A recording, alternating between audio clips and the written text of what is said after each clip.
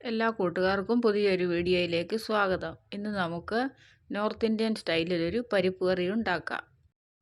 നമുക്ക് കുറച്ച് പരിപ്പെടുത്ത് ഏത് പരിപ്പ് വേണമെങ്കിലും എടുക്കാം. കഴുകി അരമണിക്കൂർ നേരത്തേക്ക് കുതിരാൻ വെക്കാം.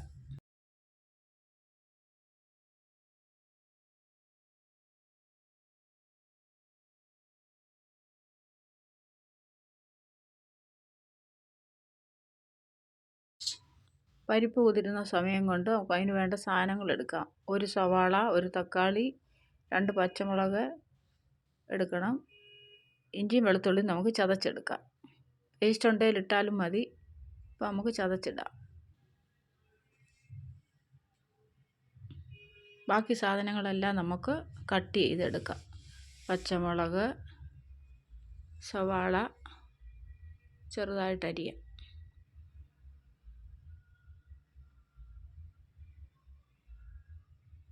സവാള ചെറുതായിട്ട് അരിയണം. തക്കാളി ചെറുതായിട്ട് അരിഞ്ഞെടുത്ത് മാറ്റി വെക്കാം.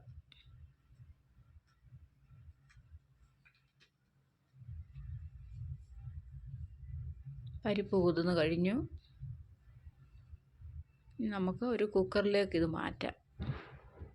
ആ കഴുകിയ കുതിരാനിട്ട വെള്ളത്തോട് കൂടി ഇടണം. കാരണം പരിപ്പിൻ്റെ ഗുണമൊക്കെ ആ വെള്ളത്തിലുണ്ട്, അത് കളയണ്ട.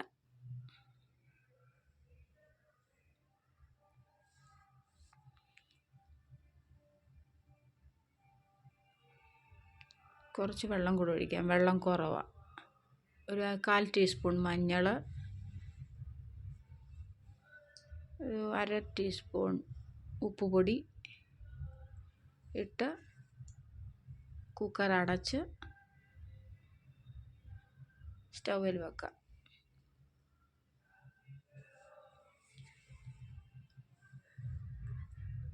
ഒരു 2 വിസിൽ അടിച്ചാൽ മതി.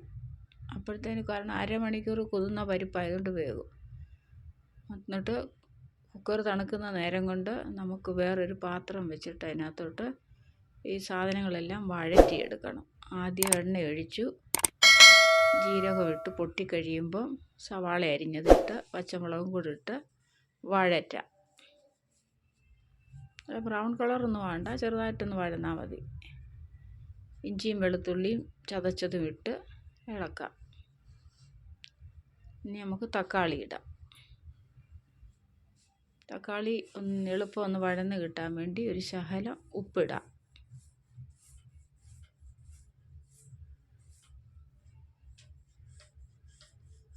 നമുക്ക് ഒന്ന് അടച്ചു വെക്കാം. ഇത് ചെറുതീയിൽ. അപ്പോൾ തക്കാളി വഴന്നു. ഇടയ്ക്ക് ഒന്ന് ഇളക്കി കൊടുക്കണം. ആയില്ലെങ്കിൽ ഒന്നുകൂടെ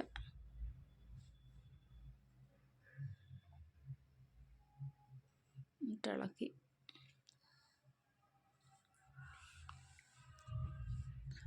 ഇനി നമുക്ക് ആദ്യം നമ്മൾ മഞ്ഞളും ഉപ്പുമൊക്കെ ഇട്ടതാണ്. പക്ഷേ മസാലയ്ക്ക് ഇച്ചിരി വേണം. അതുകൊണ്ട് ഒരു നുള്ളു മഞ്ഞൾ, കുറച്ച് മുളക് പൊടിയൊക്കെ ആവശ്യത്തിനിടാം. ഒരു ബേ ലീഫ്, പിന്നെ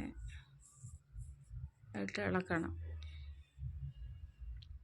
മസാലയുടെ പച്ചമണം ഒന്ന് മാറും വരെ ഒന്ന് ഇളക്കണം. പരിപ്പ് വെന്തോന്ന് നോക്കിയപ്പം പരിപ്പ് വെന്തിട്ടുണ്ട്. ഒന്നുകൂടെ നമുക്ക് ഉടച്ചെടുക്കാം പരിപ്പിനെ. പരിപ്പ് ഉടച്ച് വെച്ചു. എന്നിട്ട് നമുക്ക് ആ മസാല കൂട്ടിലോട്ട് പരിപ്പ് ഒഴിക്കാം.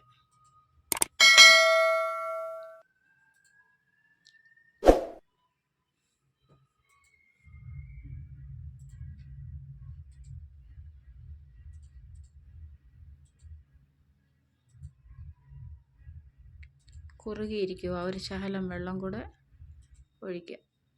എത്രയും നമുക്ക് ലൂസായിട്ട് വേണോ അതനുസരിച്ച് വെള്ളം ചേർക്കാം. അത് കഴിഞ്ഞിട്ട് ഒന്ന് തിളയ്ക്കാൻ വേണ്ടി അടച്ചു വെക്കാം. നല്ലൊരു തിള വന്നു. നമുക്കൊന്ന് തുറന്ന് നോക്കാം എങ്ങനെ ഉണ്ടെന്ന്.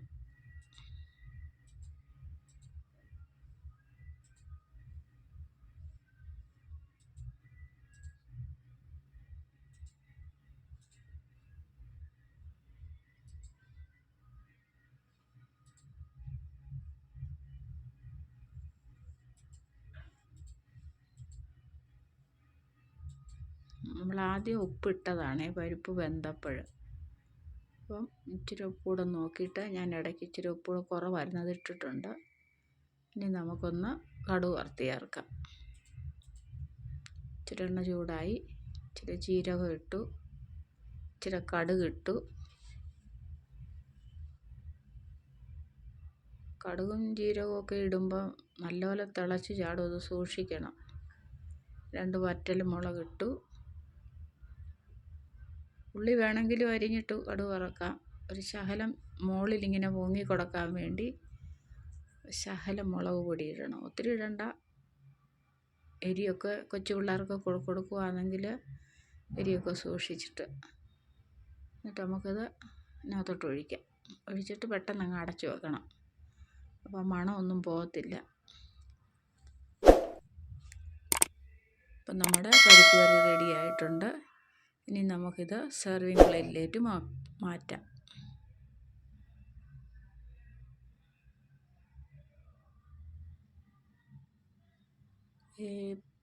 ഈ പരിപ്പ് കറി ചപ്പാത്തിക്കും ചോറിനും ഒക്കെ കഴിക്കാം.